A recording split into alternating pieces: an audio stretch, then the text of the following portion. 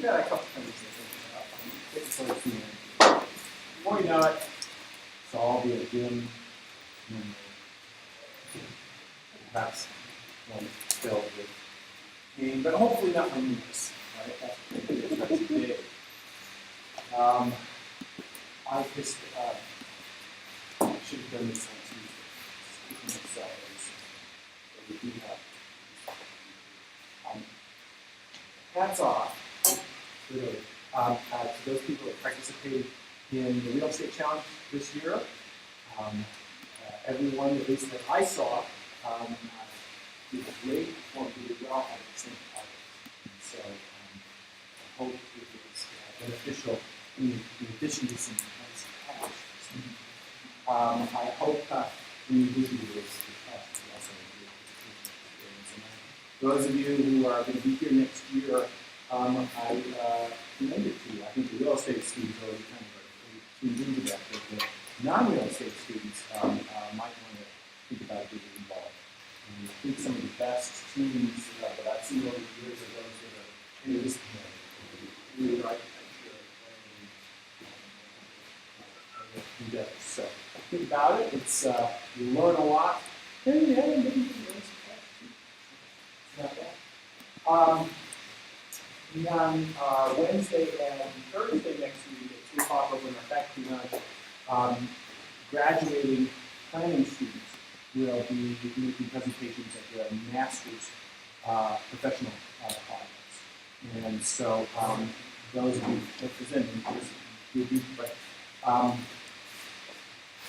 of you will have that. But those of you who are not presenting or not graduating, that are in the planning master's program, I strongly encourage you to attend. Just to kind of get yourself thinking in the direction of a professional project if you haven't already, to see what the peers have been doing, get some sort of sense of what's expected. And those of you that are not in the planning master's program, please don't come. We will just toss you out at the door. And no, please do come to the care to support for your colleagues and peers. And maybe learn a thing or two. These projects are pretty wide ranging, and I always come away really pumped up from it. These guys here are doing cool things. That's really. Well, it's not bad. So, what do we want to talk about today? Somebody throw out a topic.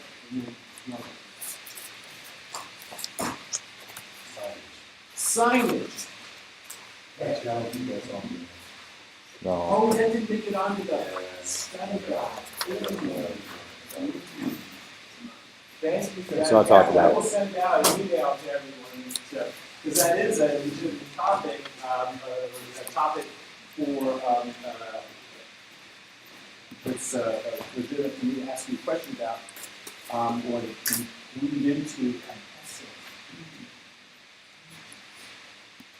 I'm not idea.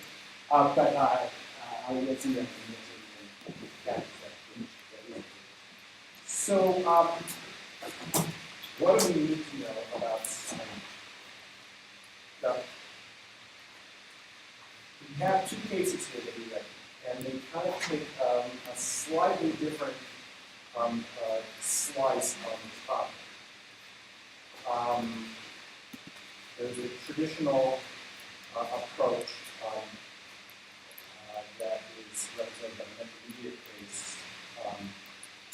and then there's this newer approach that is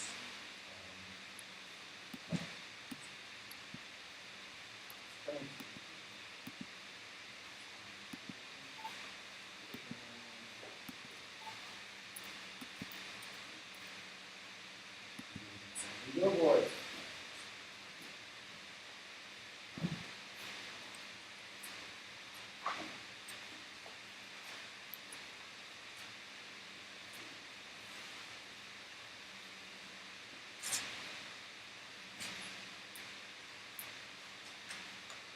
So, the Pittsburgh is Melrose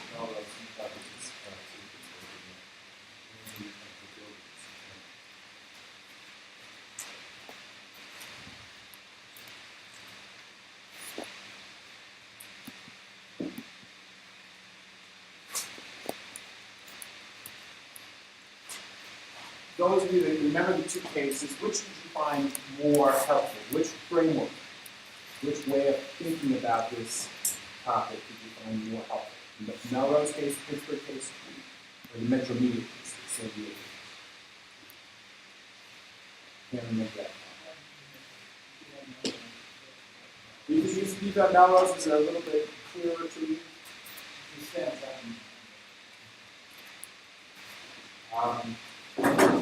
Then we could, one other we could go.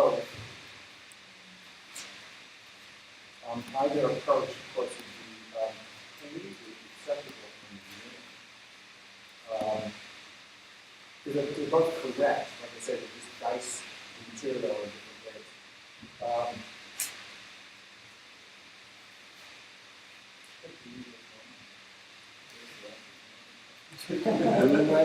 Well, I can do it. I mean, what easiest? Define easiest. What's easiest for me is to use the Metro Media because that's the older case that I've been teaching that year in, year out. And so, I mean, I just go right to it. Melrose is interesting to me because it's new. And so, this is my first year using that because I didn't know it existed.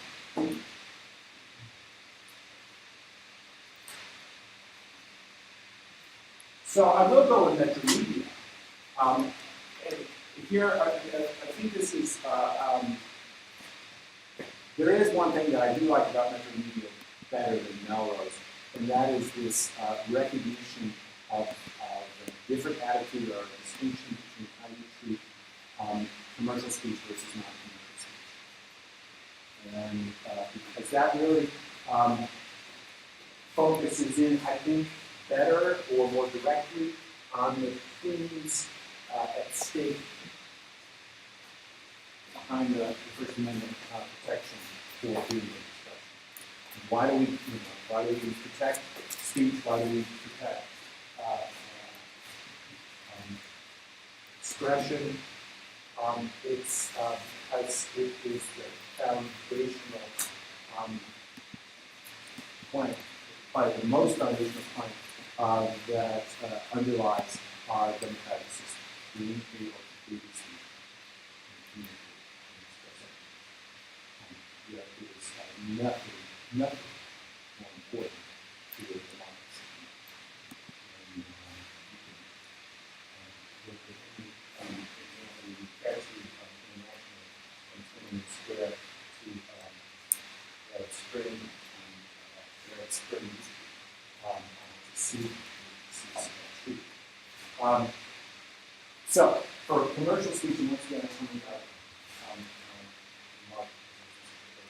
for commercial speech, we have the Central Hudson test, which basically, first, it's kind of a truism. The first thing is a four-part test, but the first element is really not known. The first element is it's a truism. It defines the limit, the boundary on what speech is protected by the First Amendment and what it's not. And the First Amendment, because it's the First Amendment doesn't protect all forms, all kinds of speech. It protects those types of speech that are non-fraudulent and non-obscene. That the first element for Central Hudson is, it says here that the activity, First Amendment protects speech only if that speech concerns lawful activity and is not misleading. So it's not really a text. It just tells you that if you're dealing with speech, then you kind of maybe backload the analysis. You're dealing with speech that is arguably fraudulent, promoting an illegal activity, or is obscene, then the First Amendment provides no protection, or minimal protection. But for our purposes, it's no protection. So that means what? In terms of the ability of government to regulate. Because that's what we're talking about here. First Amendment is a limitation on government and what government can restrict in terms of individual expression of speech and activity, and by individual we also mean corporations, because corporations are people too, humans. No, they technically are. What's that? They pay tax. Well, they do. That's true. But just because you pay taxes doesn't mean you get certain rights. Just ask anybody that lives in Washington, D.C. It says on the license plate, taxation without representation. So if you are a government, a municipal government, and you have restrictions that prohibit fraudulent billboards that contain fraudulent statements, it's a First Amendment problem at all. Because the First Amendment doesn't protect fraudulence. Which again, somebody raised this before, untruths. Somebody had asked this before, well, what do you do during campaign season? So, yeah, it is an implication. Okay. So within the area that the First Amendment protects, a restriction on speech, the sign of it, is allowable under the First Amendment if it is done to implement a substantial governmental interest. If it directly advances that interest, in other words, it's not just the ends that justify the restriction, you also have to show the effectiveness of the means to achieve that end. And if it only reaches as far as necessary, it goes no further than is required to achieve that interest. It is not overly broad or overly reaching. And that's what simple question tells us. So,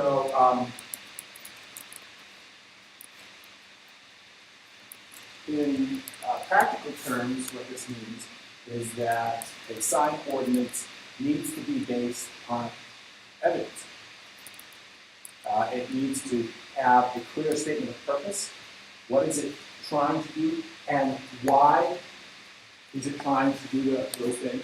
What are the motivations behind the ordinance? And those motivations need to be tied to a fair amount of study and data that show not only the legitimacy of the end that you're trying to achieve, but the means to achieve.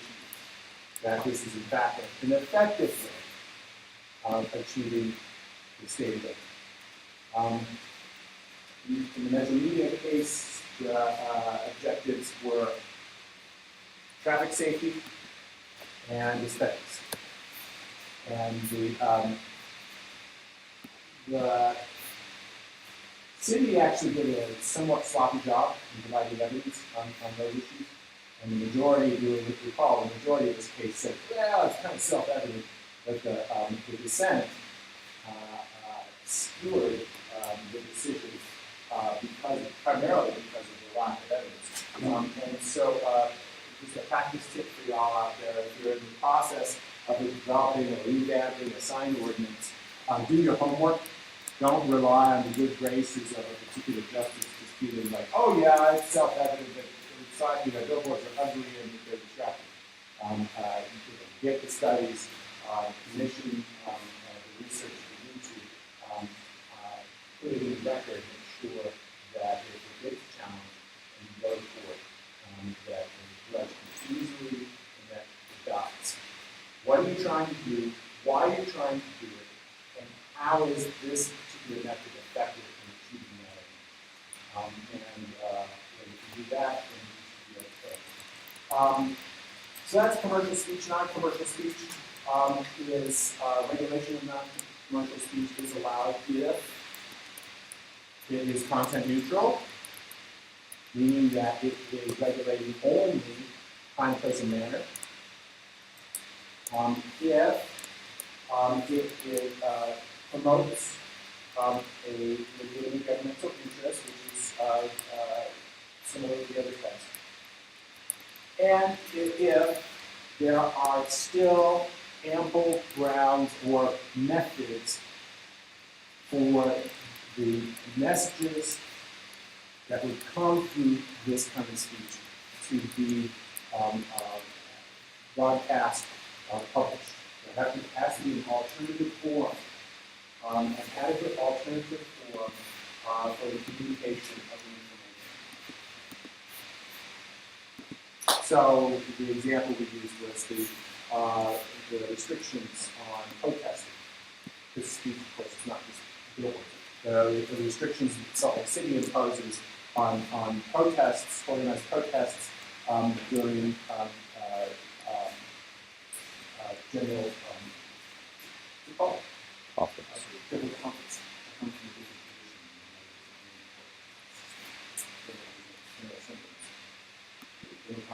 So Salt Lake City allows people to demonstrate and to carry placards and sing songs and whatever they want to do down there, but they have a particular place for that to occur so that people who are going to the general conference can do so safely and with minimal harassment.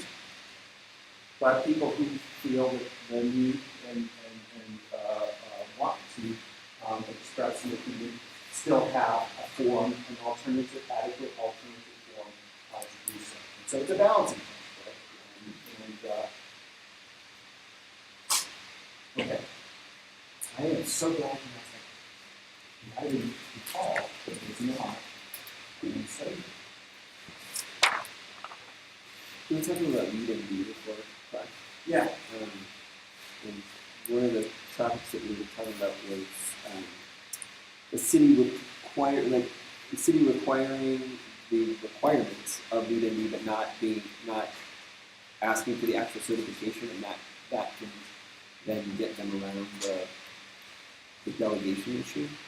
Yeah, and it's imperfect, but it also gets them around the timing issue. Because I'm not sure as you know the lead and be. You ready? Abby's not here. Yeah, I know, he's there. Where's Abby?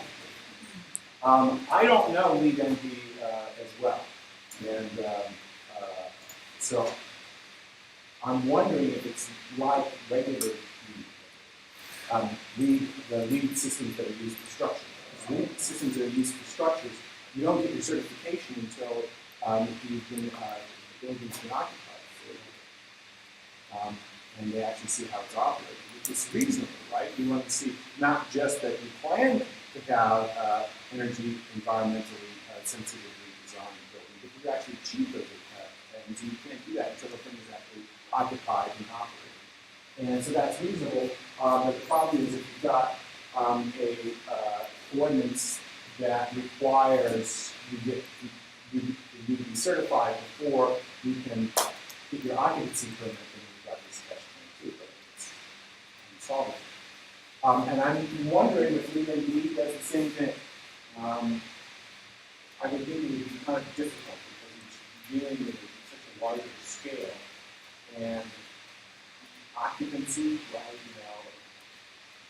you may have, if it's at the neighborhood level, you might have certain parts of it that are completed and constructed and occupied, other parts that haven't been yet. I don't know. Do you know? Right? I guess more specifically, the question is, how does the city then require lead, or does it? It does in some ways, doesn't it? There was a couple of cases that studied that said that the city could require leads, that it couldn't withhold certificate of occupancy, that it could require lead, like that. I never really quite had a really good understanding. Well, how it works. So putting aside that lead and be question, I'm not lead clear. in general. Lead in general, okay. So the two ways that were presented in the text for getting around this issue, this chicken or egg issue, were one, you essentially have your own assessment of compliance with the lead standards. You have your own lead compliance officer, on the payroll who goes out and does essentially the city's LEED certification. Obviously, they don't call it LEED. But the city will go out and certify that the standards have been complied with to an adequate degree so that the occupancy permit can be issued. And then the U.S. Green Building Council has their own system that will come by, a year later, so that you can get the actual certification. And that's one way to deal with it. Of course, it's more expensive because you've got, it's probably not a single person, but like a new department that has to be created or sub-department, and so requires resources. The other way that was presented was just that you get your occupancy permit with demonstration that you have sought to comply with the LEED standards and you have submitted the paperwork, because you do have to submit the paperwork along with them, so that you filed the application, you paid the fees, and so you are in process. And you are where you are expected to be in that point in the development phase with respect to the building. And then if you can demonstrate that, then that would be the checkoff for doing your occupancy permit. And so that's the other way to do it. In terms of the delegation issue, there are two delegation issues. One is legislative and the other is administrative. And the legislative issue has to do with whether you are adopting the standards as they exist at a certain point in time, or are you attempting to adopt all future changes to those standards. The first way is fine. It's not a problem to just say, that thing that they are doing over there, we're going to do it too. So we're just going to incorporate, essentially, cut and paste. Usually you don't incorporate by reference, that's pretty cheap. But you cut and paste, or you identify a certain set of standards that you are adopting as they exist at a certain point in time. So they're very specific and knowable. Attempting to adopt any future changes is a delegation issue because you are essentially outsourcing legislative power to some third body that is not responsive to the vote. And that's undemocratic and it's the administrative delegation issue has to do with procedural due process because you are required in the procedural due process in an administrative type of action to what? Have a hearing, notice, unbiased decision maker, and a reasoned result that actually shows which criteria apply to this decision and how they apply to this decision, and whether the standards have been met based on the evidence that's been submitted by the applicant. And if you're relying on somebody from the U.S. Green Building Council to make all those calculations, again, that's a delegation problem because they don't work for the city. Right? They don't have the same mandate. They don't have the checks and balances to assure fairness to applicants. And there isn't the same safeguards against possible manipulation and graft and corruption. Not that city governments are places that So it was a chicken or egg question. I mean, these were the two big issues we talked about. The chicken or egg question about how do you get an occupancy. And then the other was the two delegation challenges.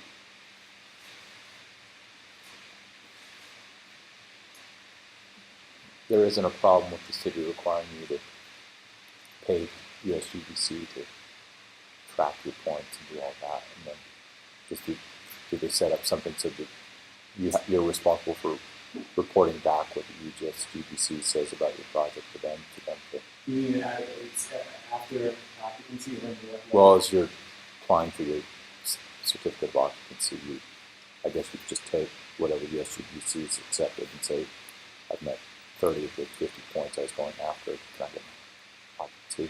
Even though the USGBC has not signed off on that yet. Yeah.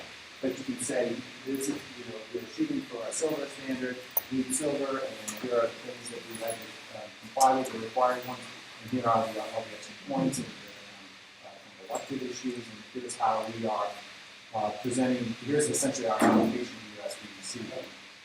And that's not a problem. having paid fees in USDC, I don't think is an issue, I never thought about that. Probably not. Constitutional, you could, Payment to a third party. yeah. You know, at a certain point, I guess it's not as bad now because there are now a number of other competing systems Mhm. for essentially creating green structures or certifying green structures. In the early days of you could have made, I think, an antitrust argument. And the government essentially guaranteeing a monopoly. USDC. That could have been a problem. I think there was some murmurs about that. And a lawsuit. But now I think that's unique because there are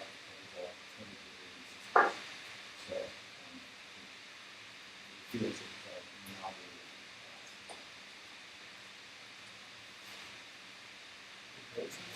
Concurrency. So this is the definition right here. Tiered systems which shift, and this is from your notes and legislation. Tiered systems which shift impact burdens to those areas involved with additional public utility. Okay, but we can simplify it. Oh, I can simplify it. Well, and then we'll make it more complex. Let's scope out, then we'll scope back in. Scope out. What's the philosophy? What are you trying to do? Trying to shift ultimately you're trying to prevent urban sprawl, right? Well, depending on how you define sprawl, Shift, Probably not. You're trying to shift the impact fees to where they actually are. no, go broader. Yeah, the broad philosophy here, and here's where the name concurrency comes from, is that you're trying to set up a system by which adequate public facilities are provided concurrently with new increments of development. You want to set up a system so that improvement and expansion of public facilities and services keeps pace with the rate of growth. So that your infrastructure grows at roughly the rate that development is growing. And so your supply and demand stay somewhat. That's where the whole idea is. Now, the way you achieve that, there are a lot of different ways to achieve it. We've just discussed a couple. If you want to know more, again, take Nelson's urban growth management class. But the ways that we looked at were Ramapo, represented by Ramapo, and by Petaluma, those two cases. And they were, both of them in their own way had point systems, rating systems. Ramapo is maybe a little bit more direct on this than Petaluma. Petaluma was trying, just reading the purpose statement behind that system. Had 5, 6, 7 different purposes that were very different. Ramapo was actually much more clearly targeted just at infrastructure and service adequacy. And, it just said, if you want to build, you have to show us that you meet a certain minimum number of points in these key 5 service areas that are, and those points are based on capacity in those systems. And if you can't get the points because there is insufficient capacity to support your project, your options are wait for the city to do it, to expand the capacity, build it yourself, or scale back your project so that you fit within the limits of current or near-term capacity. And the big tussle is that was that within the authority delegated from the legislature to the city of Ramapo to implement? And B, is that a legitimate governmental interest? In other words, does it fall within the police power authority? Does it meet the requirements of substantive process? And the court confirmed both. Yes, the city is implied using a non-villain interpretive approach of the delegation of authority from the state legislature to the city. There, it was within their scope of authority, and this is a legitimate governmental interest. And they had oodles and oodles and oodles of studies and meetings and so forth, and it was a well-considered plan. And so this is a legitimate topic, and you've done it through some sort of, you addressed it through a logical process, so it meets substantive process.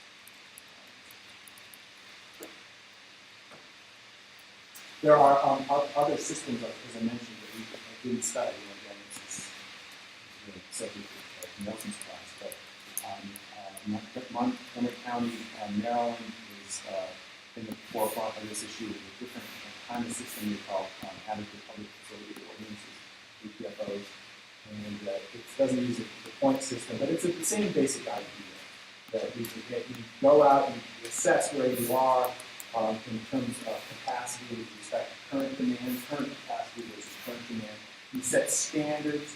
What kinds of levels of service do you want with each of your key service and infrastructure areas? And then you measure proposals for significant future development against those standards that you set for yourself to determine whether the proposed development will fit the current or expected future capacity levels, or if not, how will you meet the shortfall? And you can do it through. This is starting to sound like impact fees. You mentioned that. Yeah, this is basically the same system that you use for establishing and implementing an impact fee system, and it's the same philosophy that behind impact fees. You're trying to ensure adequate public facility services.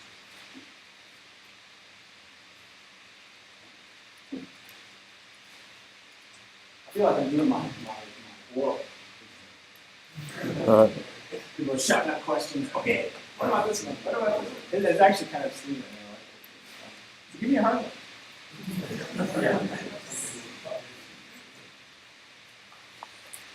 TDRs. TDRs. Wait, have you written the test yet? No. That's easy. Don't give them a hard one. Smart. Oh, yeah, that's what a great question. So we talked about this on Tuesday, transfer development rights. It's just the philosophical issue is, theoretical issue is just being able to disassociate the abstract right to development from a particular parcel, a particular piece of land, and to move it to another piece of land through a system set up by the government that first translates the development right into some sort of unit of exchange, and then translates that unit of exchange into some sort of specific development right that can be applied on the property that will make use of it. And so it's a density shift. You're shifting density from properties that you're wanting to protect for various reasons, be it historic preservation or environmental constraints, to properties that you would like to see developed, perhaps more intensely, or at least properties that can handle a more intense development, that are more appropriate. So, an example, I'm currently banging the drum pushing is the canyons, specifically, especially the cottonwood canyons.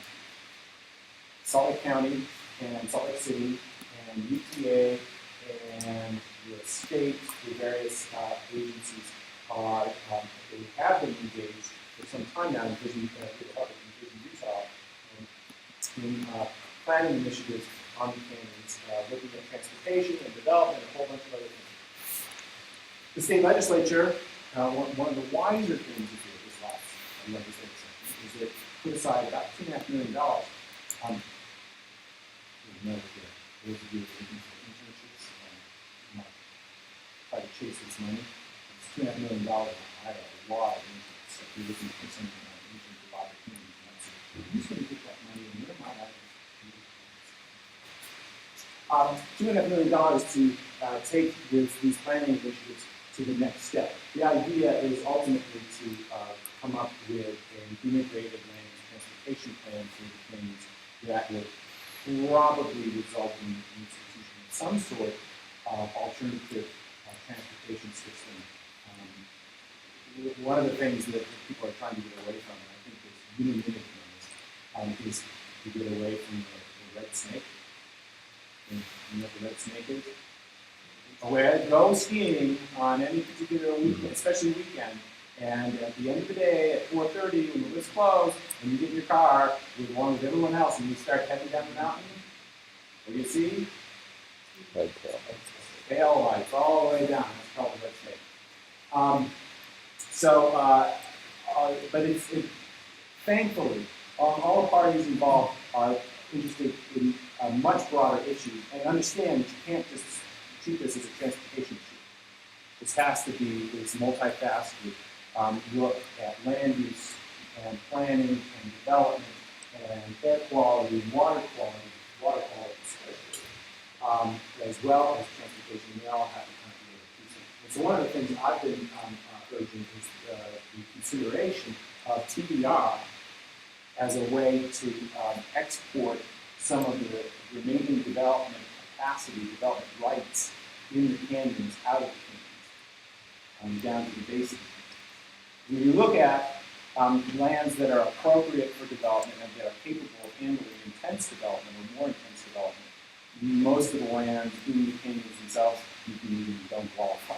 They're all highly constrained because of slope, because of soils, because of water, and so if you're going to come up with a transportation system to go into the canyons that could have the effect of increasing capacity, and this is what the speed fair is one, is increasing the flow of potential skiers and users of the canyons up in the canyons, you're probably going to generate additional demand for development. And if that development demand is expressed up in the canyons, the likelihood that it will have serious environmental impacts is pretty high. And that's that's our water. So why not have that development demand met at the base of the canyons, where lands are less environmentally constrained? This is my new thing. Let's get a TDR program and shift some of those development rights out. We pay those landowners, because those are real property rights, and we want to honor those and give people some value for them. But let's create a system that will more intensively develop at the base. Anyway, so that's a real world example of TDR. I don't know if I answered what you wanted, but What's the marketplace for TDR? Is it run by government? yeah, and it has to be in a way. I mean, it isn't run by the government, but it has to set up an exchange. So much the same way that governments create central banks and establish monetary policy, but the actual exchanges are run privately, the New York Stock Exchange, the commodity exchanges. It's a similar kind of system with TDR. The government establishes the unit of exchange, how to translate the abstract idea of a right to development into something that can be traded in a private market, and then to translate that back into a development right when it comes to approval of a project on the receiving side. The government has to be involved there, but the thing in between is that market where you get buyers and sellers, and generally speaking, most TDR programs that I've seen, the governments aren't involved in that. They let the private market kind of write its magic.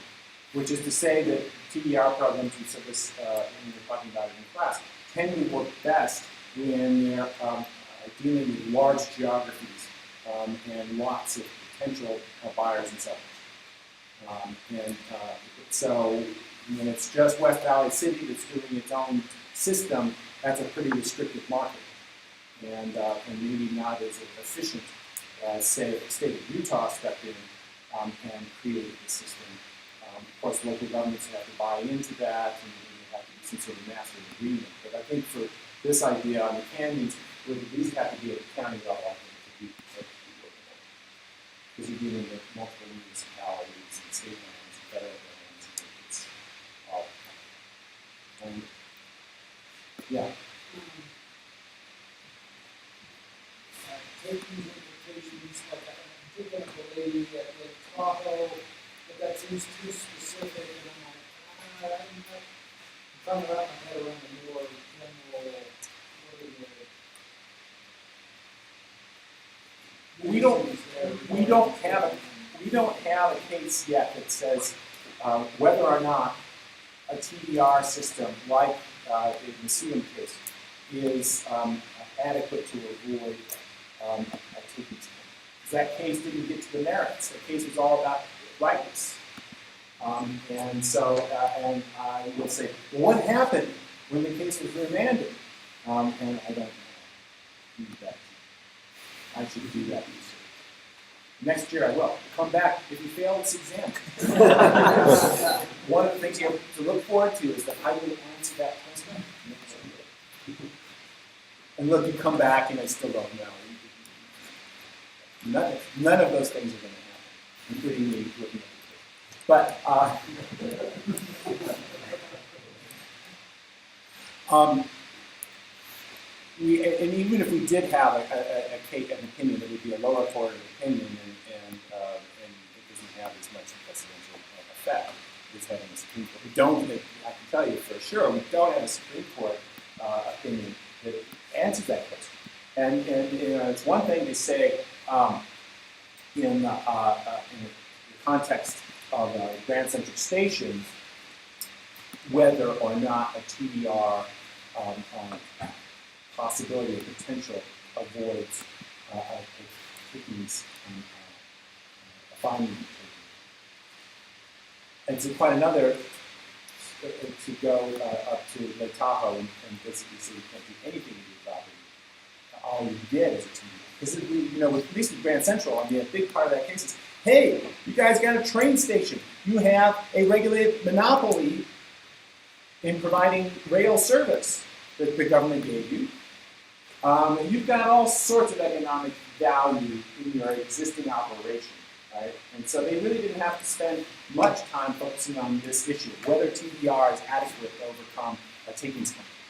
Sedum is a much harder case because basically the regulatory system says you can go out and have a picnic on it, but beyond that, that's about it. And the picnic is, I don't know.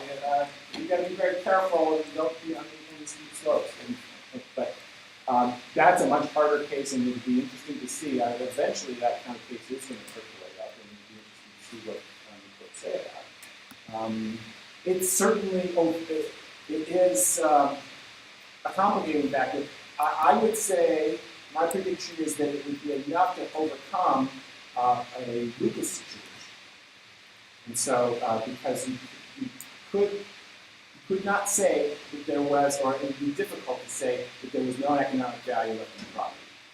If you had at least a semi-operable TDR system. I suppose if you came forward with facts to show that it was a sham, that there wasn't a real market for development rights, and so it looked good on paper, but it actually didn't result in anything of value. I suppose you could, introduce evidence that would show that, and then you would be in a legal situation. But I think in most TDR situations, you're going to get something of value for your property right, even if it's not very much, and it would probably be enough to overcome that kind of Lucas wipeout right line. And so then you would be, ironically, in a Penn Central analysis, evaluating the degree of impact, degree of development, reasonable development, investment-backed expectations, and the character of regulation.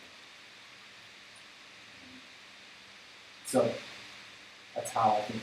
That's just my. I wouldn't expect you to know that. I kind of doubt that. But we're just I'm having fun here. I don't know about y'all. Yeah, I'm having fun with your experience. So. Yeah, and he says, yeah, well, that's, it's necessary.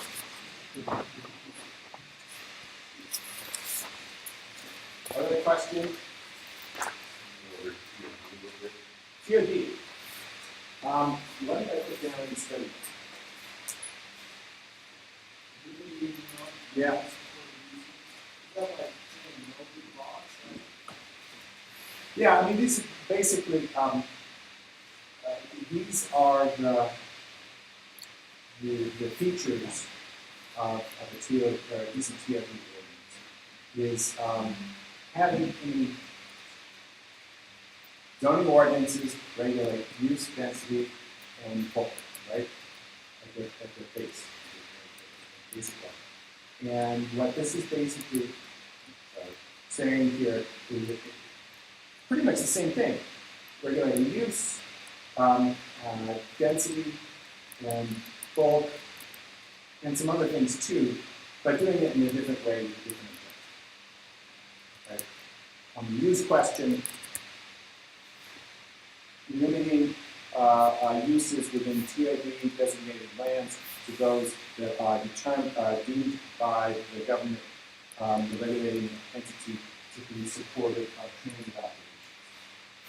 In other words, allowing small scale retail, medium scale retail, residential, but not manufacturing or warehousing or big boxes. Requiring transit supportive design. This is probably the most important part, and this is the one that's least addressed by TOD ordinance, but making sure that the streets connect, that the sidewalks connect, that there's reasonable pedestrian bicycle access to transit services and to the timing of the surrounding neighborhood. Parking, we talked about it, is a split on whether it should be regulated, and if it is, whether you provide minimums or maximums or both. Same with density. Do you regulate density at all? Do you set the sky's the limit, literally, or do you set maximum density levels that are sufficiently high to be able to reflect market demand? And then the big question is, do you set minimum density requirements, saying that you can't develop, the landowners, developers can't develop unless they do it at certain minimum density levels? That's a different question. Use mixing is, again, is this something that you regulate, you require a certain mixture of uses, or do you let the market, you just release the restrictions that we have on use mixing now in most zoning ordinances, and let the market figure it out. And then this last issue is just recognizing that there is a role, it isn't all about regulation and restrictions and zoning. There is a role for legitimate government investment that can be tied to the requirements for restricted covenants and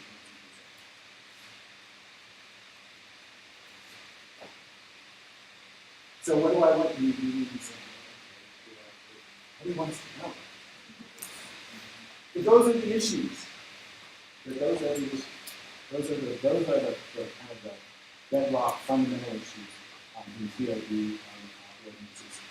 And you go and read them, those are the ones that you see coming back again and again and again.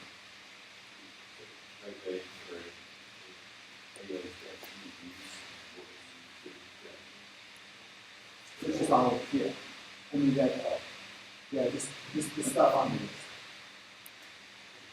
Yeah, Jim. I don't know if this would the TDRs, is there a way to transfer like signing rights? So you don't want to billboards downtown, so it is to transfer those. Well, it's a different kind of development. I mean, if you're developing property, you're creating generally structures, and billboards are structures. And Is there a way to do that for a specific use case versus just in general? Sure. And I mean that is it's not a true TDR kind of market. And the government does that because government does. It's with one company it's kind of individually brokered deal each time it happens. But Reagan Signs owns 90% of the market here, and city governments are regularly negotiating with the company to move their signs to other locations, or to just buy them out. But they have a pretty significant leverage, and most of them can't afford to buy them out. So they try to usually broker some sort of. I know that their signage can expire.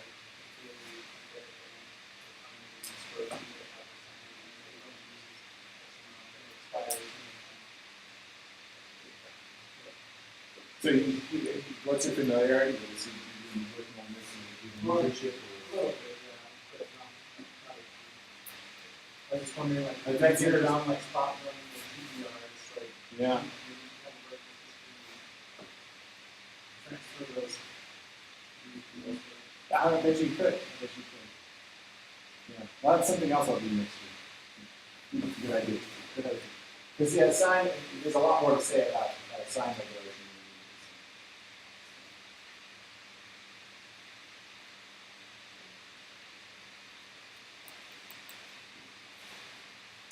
All right then. I promised last time to put the midterm on the webpage and see if I had a sample answer to this sample question. And I have been like, but I will do it. It's been busy from the so I'm going to go now in 15 minutes of free time here, go to my office and do those two things. So it should be up on the website. Great. So I'll look forward to seeing you at 3 a.m. on Monday. 3:30 p.m. 3:30 in the afternoon. 3. 3:30. 3. 3. What is it? 3:30. Oh, 3. 3:30. Oh, 3:30. Okay. 2 hours. 3:30 to 5.